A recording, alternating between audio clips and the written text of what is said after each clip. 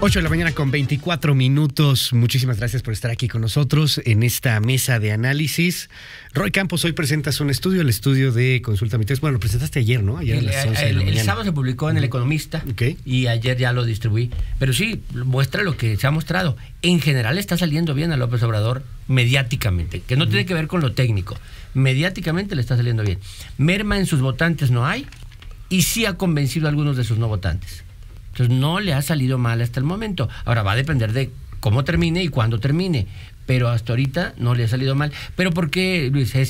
El combate a la corrupción es un discurso muy rentable. El combate a la corrupción y el tener a un malo, ¿no? O sea, el malo es el huachicol y al final lo que me llama la atención es que no hay ningún detenido, no hay nada, pero estamos combatiendo. Sí, que es a lo que hace rato platicábamos con Roberto, ¿no? No, nomás no hay ningún detenido, no hay ninguna información de mucho tipo. No, bueno, de nada. O sea, yo creo que hasta ahorita esta medida de López Obrador, su olfato político, cuando dice a ver quién se cansa primero, no me hago para atrás, etcétera, mantiene el discurso de que esto a sus simpatizantes les está diciendo esto es contra la corrupción. Ojo, aquí sí ya estamos hablando sus votantes están dispuestos a tenerle paciencia. ¿Cuánto tiempo? ¿Quién sabe? No es que les guste lo que hace, pero lo están dispuestos a esperarlo todavía un poco más. Aquí hay un asunto político del cual entramos ahorita de símbolos que me ha llamado la atención y ya la publicación en varios lugares. Dicen es que esto es un símil simbólico dentro de las personas que lo siguen, como un Lázaro Cárdenas, como expropiación, el sacrificio del pueblo, vamos todos. Digo, es lo que están por ahí comentando. Vamos nada más, a ver, antes de entrar a ese tema, a lo técnico en concreto. Sí. Gonzalo Monroy, director de la consultora petrolera GMS. Gracias por estar con nosotros, Gonzalo. Cerrar los ductos, ¿es viable? ¿No es viable? ¿Así se combate? ¿No se combate? Porque lo platicamos hace poco que en Colombia lo hicieron de otra forma. Cuéntanos, Gonzalo. Pues mira, la realidad es que la estrategia, y primero déjame empezar por ahí, ahorita yo creo que ya hay un divorcio de narrativas. Una parte es la que está corriendo con la parte del desabasto, otra es precisamente el combate a la corrupción. El combate a la corrupción, los números no fallan, coinciden con las otras encuestas y ha resultado estar muy bien. La parte técnica, que es la parte del desabasto, es donde hemos visto una completa falta de todo. Vamos a ver cosas, por ejemplo, muy claves de cuánto nos importa o cuánto tiene que ver la parte de los ductos. Todo el fin de semana estuve bastante ocupado en la paz, literalmente echando números, cosa que me encanta. Para que nos demos pero una servilletas idea, no, sí. no, eso es un poquito más arriba. No, pero por ejemplo, en términos de que el ducto, el que está alimentando y literalmente llevando la sobrevivencia de la Ciudad de México, el ducto Tuxpan-Azcapotzalco, típicamente tiene una capacidad de 210,000 barriles diarios. Eso implica 33 millones de litros. Ahorita está operando básicamente a 150,000, que representan 24 millones. Se hizo este gran anuncio con la Canacar de que va a haber unas caravanas de 3,500 trailers de 60,000 litros cada uno. ¿Cuánto se va a poder hacer? ¿Pueden sustituir a los ductos? Esa fue la tarea que me puse a hacer. Básicamente están moviendo cada convoy 15 millones de litros. Apenas están haciendo la mitad. Y esto hay que recordar una cosa, son unos los que van los que llegan a la Ciudad de México básicamente y regresan precisamente allá, regresan vacíos para volver a cargar justamente en Tuxpan. Eso nos va a dar cuenta de que mientras podemos mover 60 o 90 millones de litros en 3 días, apenas vamos en 30 y tantos con la estrategia de las pipas. Obviamente esto con la implicación de costo, que lo habíamos platicado incluso fuera del aire, que es 14 veces más caro. Sí, moverlo. Es 14 veces más caro. O sea, puede ser incluso ser hasta más alto si son pipas chiquitas, las de 20,000, puede llegar hasta 16 veces más caro. Okay. La estrategia, por ejemplo, del tren, de los carrotanques, pues es 6 veces más caro. Pero estamos hablando, por ejemplo, un tren unitario, y el tren unitario a lo mejor hay que explicarlo, es básicamente tener un solo cargamento. Se trae gasolina, 3 máquinas grandes, y estamos hablando de que pueden traer hasta 10 millones de litros. Eso es lo que está pasando. Déjame abundar un pequeño partecita antes de pasar con los demás, acerca de las estrategias justamente del desabasto, que es donde no hemos tenido respuesta. Algunos, si no el público también lo ha podido leer en mi cuenta de Twitter. ¿Por qué no estamos resolviendo el problema, por ejemplo, de Jalisco, que ya va para 2 semanas que no tiene combustible? ¿Por qué no hemos subido el combustible vía de Manzanillo? Manzanillo es alimentado por la refinería de Salina Cruz. No tenemos que esperar a que abran los ductos, pueden agarrar y subirlo. Ha habido algunos momentos de liderazgo de los gobernadores. El gobernador de Guanajuato ahorita parece que está en Texas tratando de negociar una compra. pero otra vez creo que hay que abundar mucho más en la parte de cómo resolvemos el problema de desabasto en paralelo a lo que ocurre de la corrupción. ¿Y por qué no estarían abriendo Manzanillo? Esa es la gran pregunta. O sea, pero no hay ni siquiera una especulación técnica. Pues. No, técnicamente se puede. Simplemente abasteces con los barquitos que abastecen a Manzanillo, y a partir de ahí con 500, con 1000 pipas, empezar a subir combustible. No vas a resolverlo a largo plazo. El largo plazo, como lo acabo de explicar, es con los ductos. Sí. Pero al menos resuelves una situación que está sumamente complicada ya. Hay una palabra que ha utilizado el presidente de la República, te lo quiero preguntar, Carlos Ramírez, consultor asociado de Integralia Consultores, y es el sabotaje. Lo ha mencionado ya 4 veces. Sabotaje, y sabotaje te lleva a un problema claro de un malo que está tratando de tumbar mi estrategia. ¿Qué opinas al respecto? Sí es de llamar la atención que utilice la palabra sabotaje, Luis, porque a mí me tocó estar en Pemex en el año 2007, cuando el EPR atentó contra los gasoductos. Y eso sí fue un sabotaje. Es decir, en 2 ocasiones distintas, se puso una bomba dentro de las instalaciones de Pemex, de los gasoductos. Pareciera que el presidente está refiriéndose a una toma clandestina, aunque utiliza la palabra sabotaje de manera muy ligera. Muy ligera.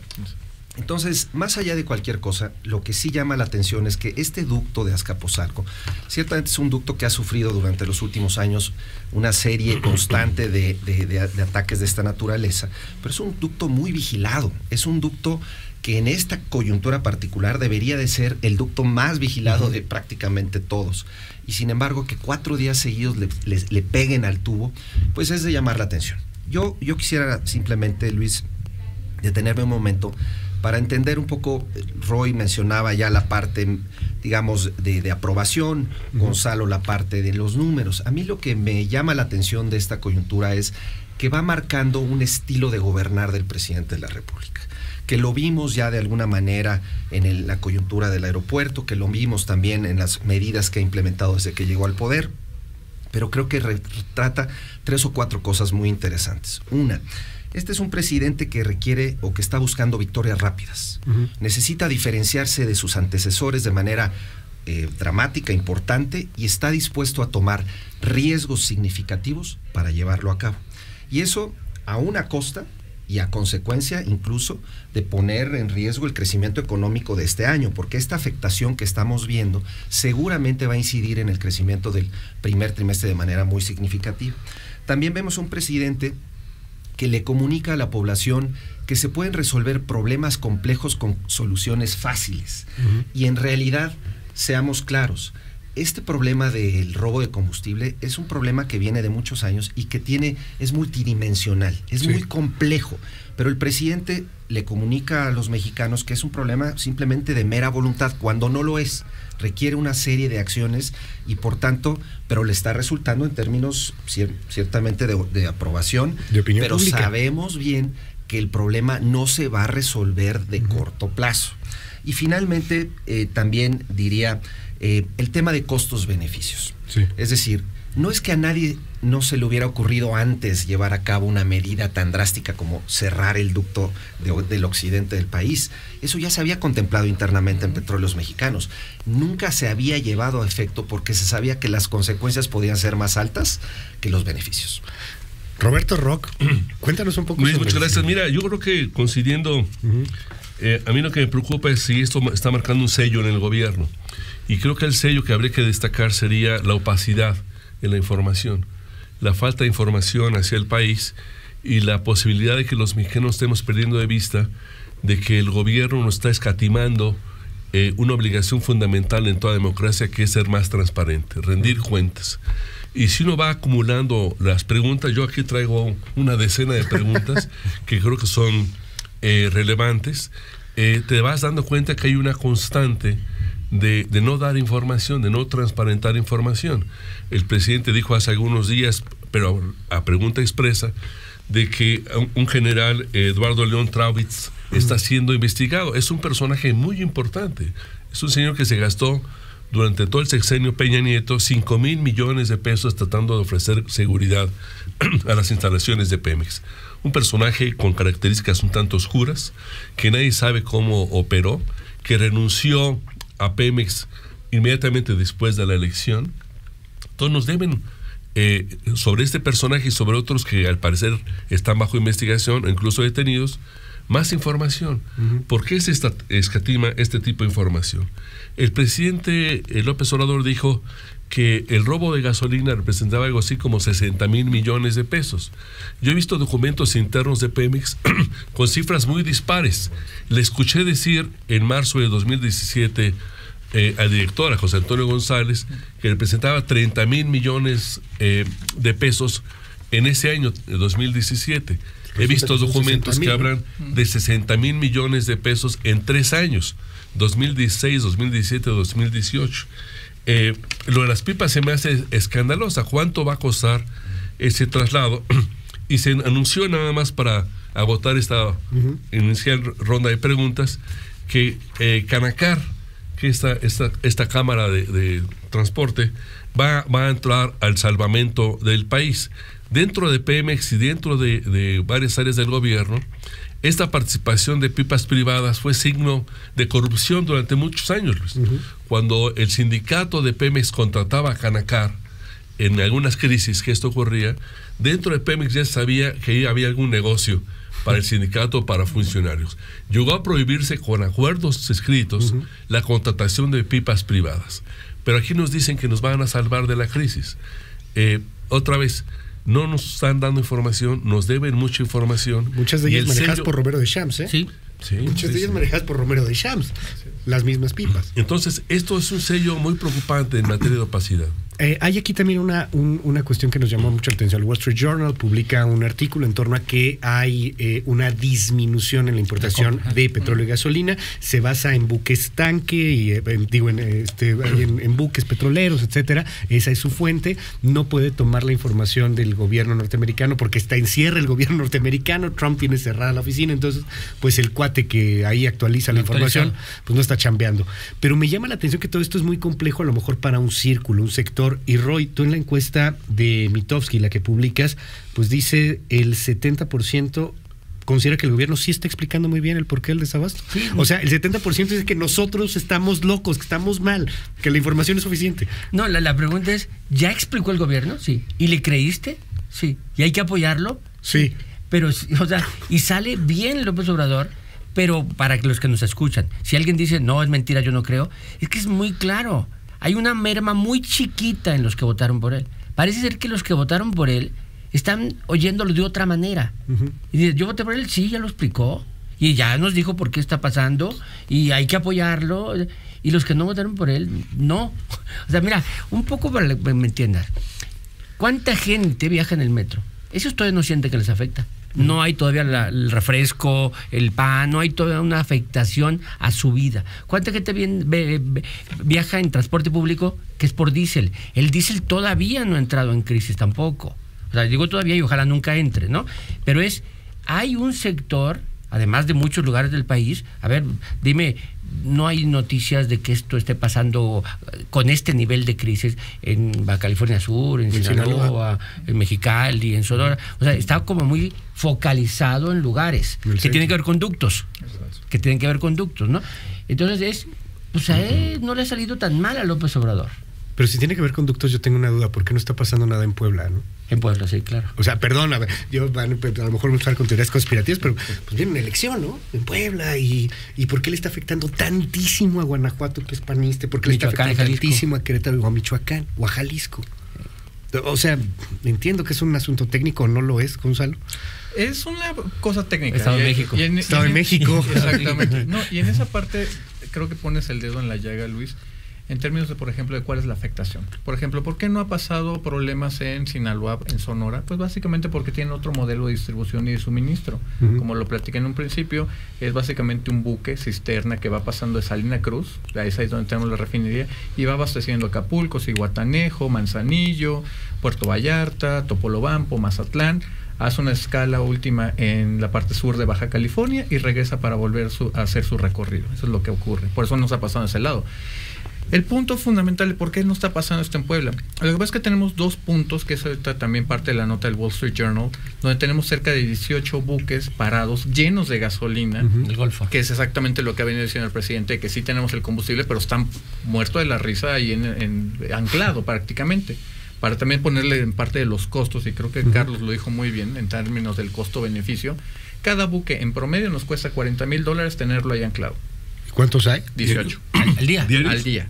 Al día. Por buque. O sea, es como medio millón 500, diarios. Un poquito más de $600,000 diarios. Diarios. De que están ahí parados.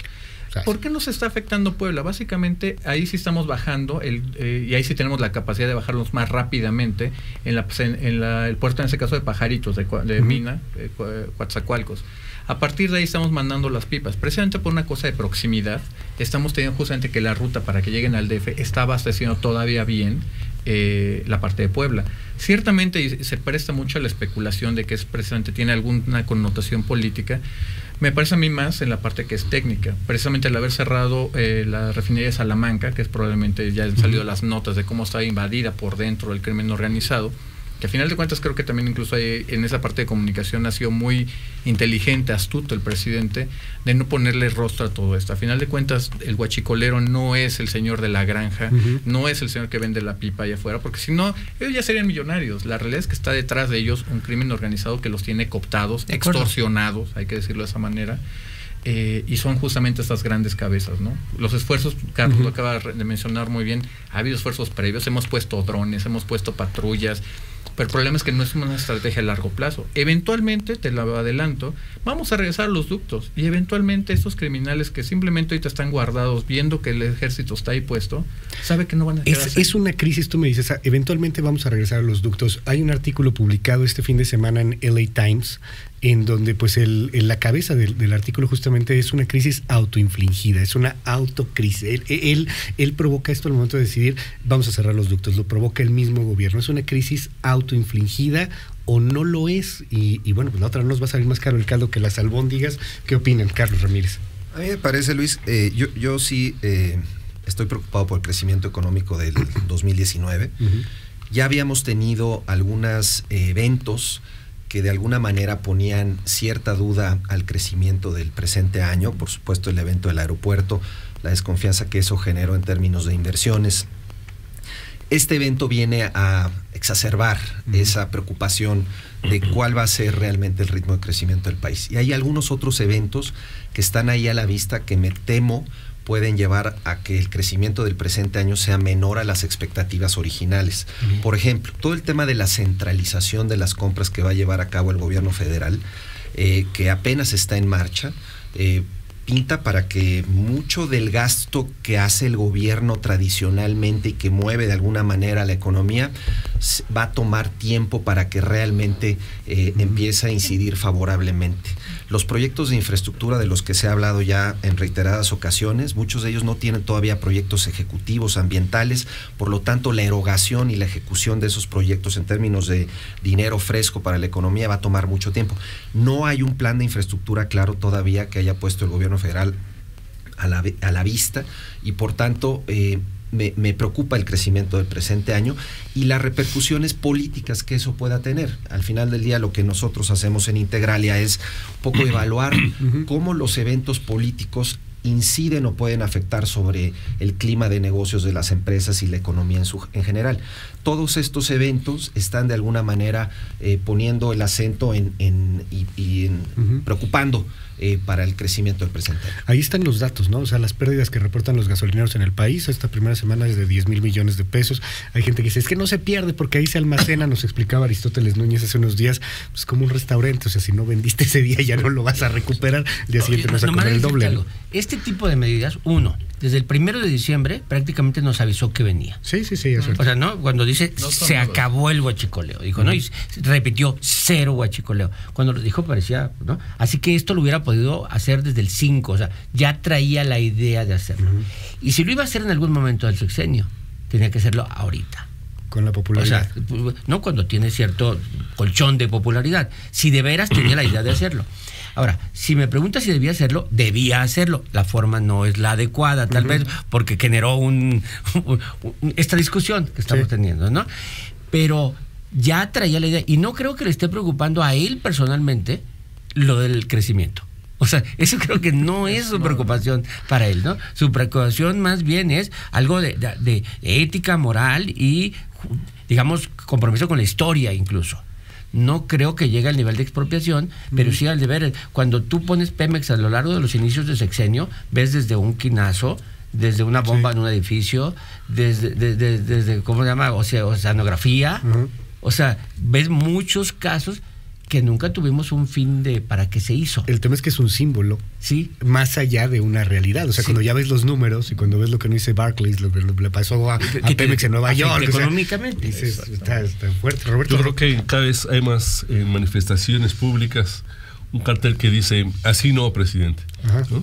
Todos deberíamos aplaudir, digamos, que se combatiera el huachicoleo, que se combatiera la corrupción, pero creemos que esto puede representar más caro el caldo que las albóndigas, y puede abrir vetas preocupantes.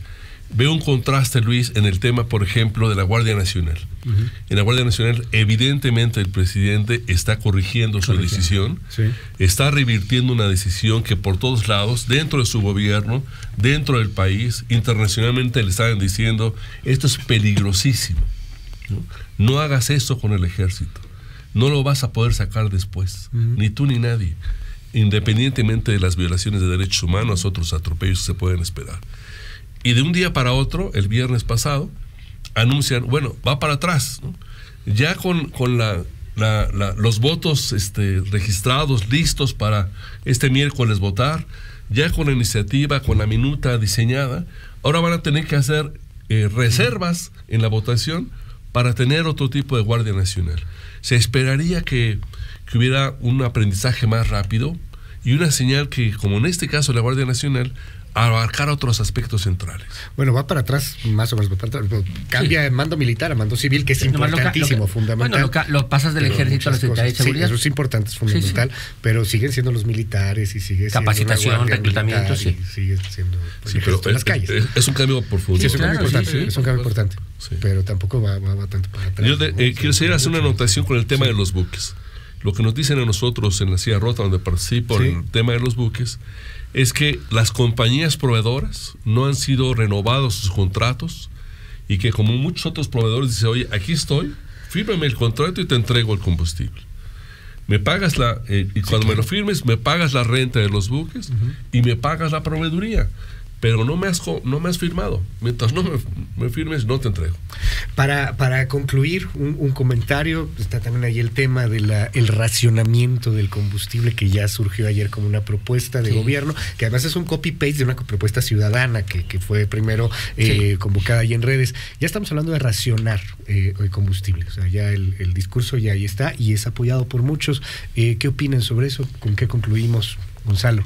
Pues mira, principalmente la señal es muy mala y coincido con lo que hemos dicho todos, precisamente la opacidad. O sea, la señal que está mandando de que tenemos que empezar a normalizar este desabasto, a encontrar formas de vivir con él, no da una solución, porque yo creo que la primera pregunta que todo el mundo tiene, ¿cuándo se normaliza y regresamos a cierto nivel de cotidianidad? Es lo que no tenemos, es la pregunta que no nos corresponde a nosotros responder, le corresponde al gobierno federal y que no nos ha dado luz alguna. Habiendo dicho eso, la realidad es que podrían ser un poco mejores o bastante mejores en la comunicación. Si la realidad es de que los inventarios en las 3 terminales que tenemos, la de Añil, la de Barranca del Muerto y la 18 de marzo, la exrefinería de Azcapotzalco, están en niveles muy bajos, niveles críticos. Se requiere justamente bajarle un poquito a la demanda para poder regresar a los niveles y empezar a tener cierto nivel de normalidad en lo que llega este gran convoy de pipas desde Tuxpan. Si pudiéramos decirle, explicarle a la ciudadanía qué es lo que está pasando, en realidad, en lugar de estar dando tantas vueltas maniqueas, creo que nos ayudaría mucho a tener un poquito más de certidumbre, que es donde ahorita no la tenemos. Muchísimas gracias por estar con nosotros, Gonzalo Monroy, y te seguimos en tu Twitter. Gracias. ¿Cuál es tu Twitter? ¿Nos recuerdas? G Monroy Energy. Qué bueno que causa ahí mucha polémica luego ahí en el Twitter. Gracias, Gonzalo. Para concluir, Carlos Ramírez. Luis, yo creo que de una experiencia como estas hay que aprovechar y tratar de extraer lo mejor. El país ha vivido durante mucho tiempo con una enorme vulnerabilidad en términos de la distribución y logística de sus petrolíferos. Esta es simplemente una manifestación muy evidente de que vivimos siempre al día.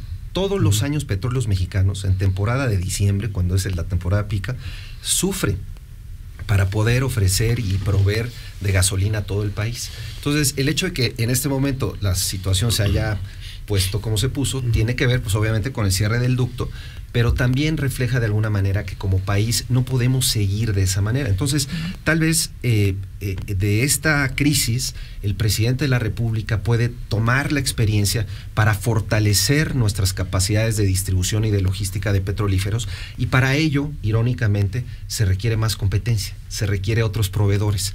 Parte de la vulnerabilidad descansa en que solo hay un solo proveedor de petrolíferos, y es Petróleos Mexicanos. Aquí es donde tenemos que empezar a salir de la caja y abrir el mercado, ya está en ley, por supuesto, para que los privados puedan traer petrolíferos al país, distribuirlos y de alguna manera eliminar o reducir las vulnerabilidades que existen y que padecemos hoy.